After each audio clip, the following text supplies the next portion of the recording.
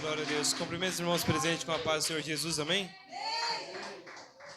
Irmãos, eu gostaria de deixar uma passagem, amém, em Gênesis capítulo 12. Vou ser bem rapidinho, amém, irmãos? Eu vou ler para não tomar tempo dos irmãos, amém? Que Deus chama o Senhor, chama-lhe Abraão e lhe faz promessas, amém?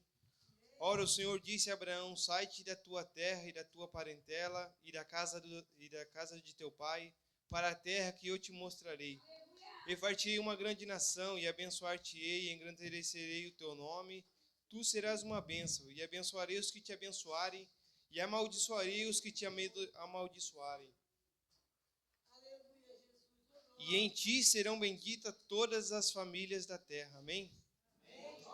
Irmãos, eu fiquei ali há um tempo pensando nessa palavra, e Deus colocou no meu coração, irmãos, que às vezes por a gente não ouvir a voz dele, por às vezes a gente querer enfeitar ou querer ouvir aquilo que a gente quer ouvir, e muitas das vezes Deus ele não vai falar.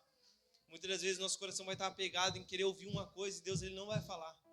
Mas quando a gente começa a amolecer o nosso coração, começa a deixar o nosso coração ali disposto para o Espírito Santo, ele começa a falar, ele começa a bradar no nosso coração, ele começa a falar.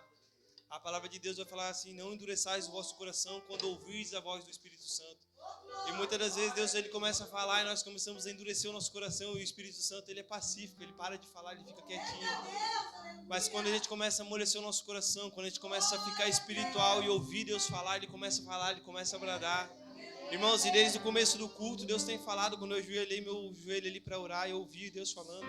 E ele fala em todo momento, irmãos. E às vezes a gente fica esperando um profeta subir, pular, fazer grandes coisas. E Deus no simples ele fala, no básico ele fala, no louvor de uma criança ele fala, na oportunidade ele fala, irmãos. Temos que tão somente abrir o nosso coração, abrir o nosso ouvido espiritual e ouvir o que Deus está falando, amém? Eu agradeço a minha oportunidade em nome do Senhor Jesus. Glória a Deus, aleluia.